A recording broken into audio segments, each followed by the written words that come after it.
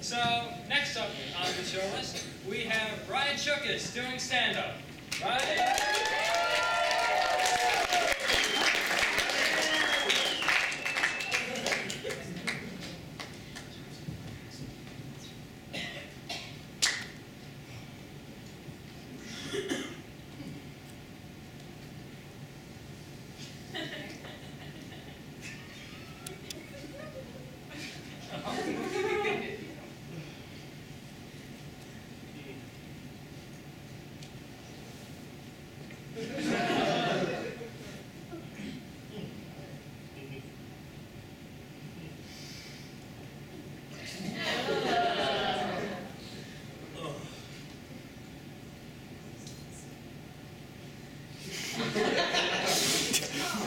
I'm drinking that!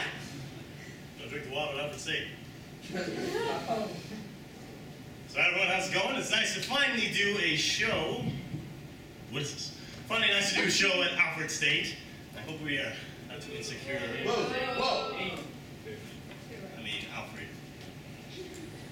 I hope you guys aren't like, we're a bit insecure for some part. I hope we're not like too insecure, because that'd be just like really weird if we were just like really insecure.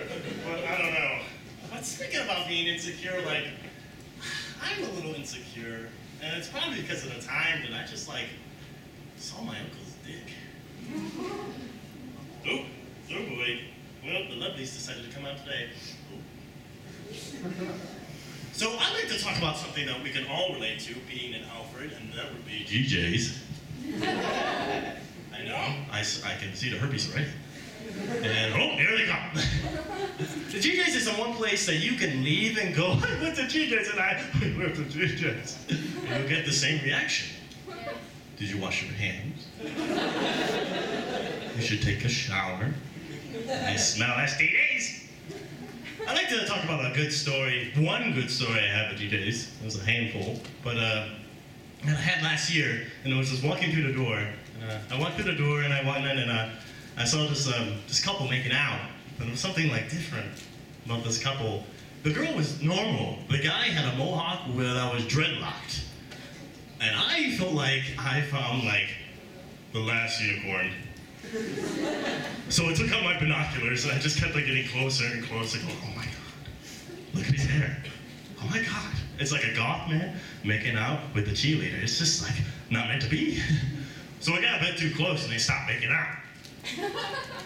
And I got a little scared. I'm like, okay, I know I invaded your space. And the guy starts looking at me. I'm like, okay, let's not freak out now. And he stands up and he goes, snap into a Slim Jim.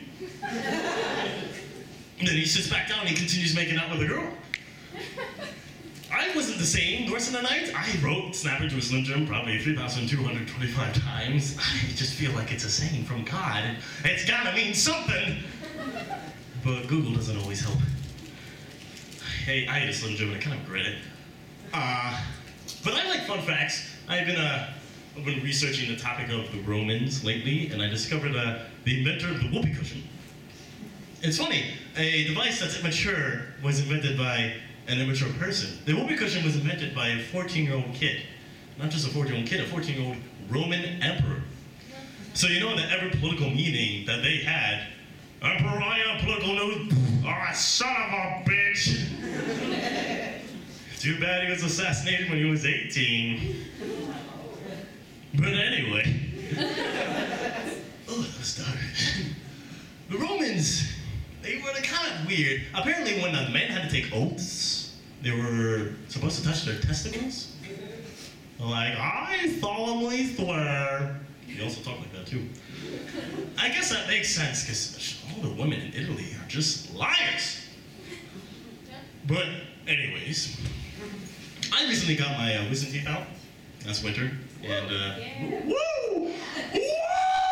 I'm sorry, there's something in that water. Backwash is not good.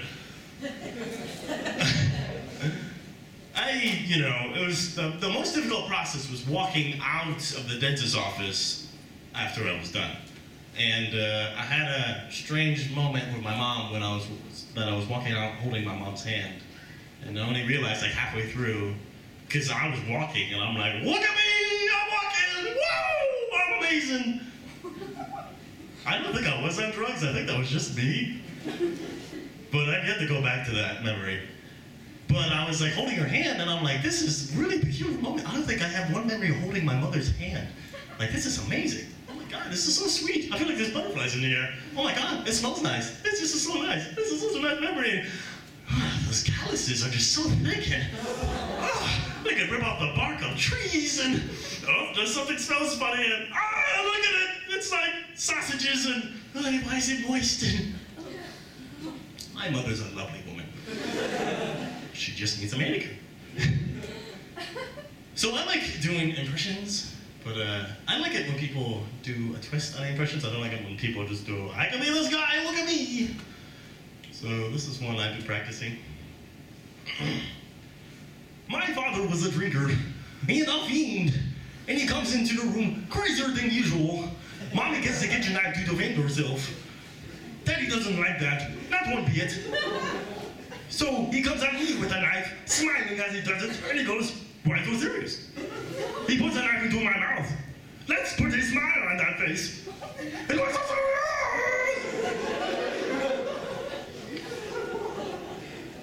sorry I ruined the Dark Knight for you. I think I kind of ruined it for myself. So, going back to being insecure, let's talk about sex, shall we? Yeah! Sorry, you gotta stop. I'm getting really excited up here. Just sex and woo! But first time, like most teenage boys, they like to talk about like the first time they realized like what sex was and like what happens and stuff. I learned from my cat named Dipstick. I was 9 years old when I was coming home from school. I had my backpack and my dinosaur shoes and was pretending to be a dinosaur. I did it a little too much as I went to my room. And I caught a Dipstick with my teddy bear Flopsy in his mouth. And I kind of freaked out. And Dipstick saw me and he knew the situation, but he continued like biting Flopsy's head and dragging him underneath the bed. And I just kind of watched as his act of rape was occurred with my teddy bear.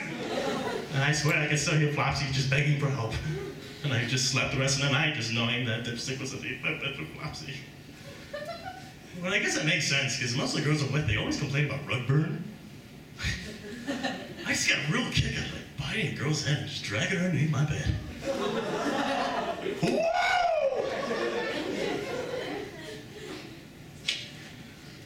But I've been doing this monologue for this acting class, and I recently realized it's not as serious as I thought it was.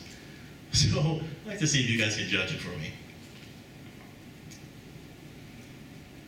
Okay, I know you were the most popular girl in class. You can scarcely remember my name or pronounce any signs of grammar. But I liked you since the days that we were in college and kindergarten together. All the way up to today, the lunch line, when you ignored me. I think I was as a misunderstood romance. I remember in kindergarten, I wrote you a note, Mrs. Supplier's class. I said, do you like me? Certainly yes or no. My friend said you ripped it up in disgust. But I know. You were ripping up confetti to announce our newfound love. I know you've been trying to ignore me all these years, but I think you like me as much as I like you. Probably even more. You don't have to be shy or scared anymore. I'm gonna make both of our wishes come true. Will you go to the prom with me? Okay, Billy, take the bra off. I'm gonna save it for tomorrow. It's gonna be really good.